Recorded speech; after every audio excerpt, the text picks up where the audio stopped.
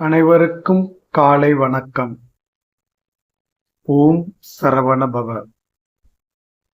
வேலும் மயிலும் சேவலும் துணை. என் பிள்ளையே,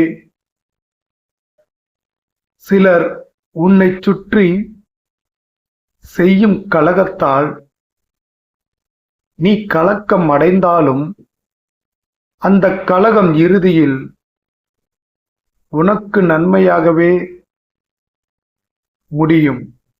சில பிரச்சனைகளுக்கான தீர்வை அதுவே தேடிக்கொள்ளும். நீ மனதை குழப்பாமல் அமைதியாக வேடிக்கை பார். எதிர்வினை ஆற்ற சக்தியை இழக்க வேண்டாம். நேற்று பாரமாக இருந்த மனதின் பாரம் குறையும். சிலருக்கு வேலையை மாற்றலாமா என்ற எண்ணம் தோன்றும். அவசரம் வேண்டாம். இது வேலையை மாற்ற சரியான காலம் இல்லை. வருடத்தின் 2ஆம் பாகம் வரை கொஞ்சம் பொறுமையாக இருங்கள். பயணங்களுக்கான திட்டமிடலை சிலர் செய்து வைத்திருக்கிறீர்கள். பயணங்கள் சிறப்பாக அமையும்.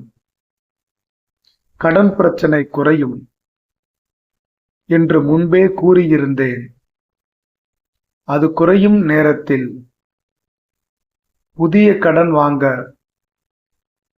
இது சரியான நேரம் இல்லை.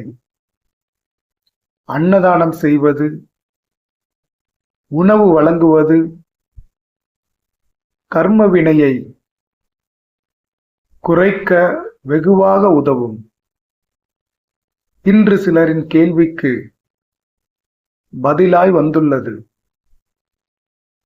கர்ம வினையை எப்படி தீர்ப்பது, எதை செய்யலாம், எதை செய்யக்கூடாது என நீங்கள் கேட்ட கேள்விக்கு பதில் வந்துள்ளது. என்னை சுற்றி நடக்கும் எதுவும் முருகன் அருளால் எனக்கு நன்மையாகவே முடியும் என்று பதிவிடுங்கள். பிரச்சனையாக தொடங்கினாலும் நன்மையாகவே முடியும்.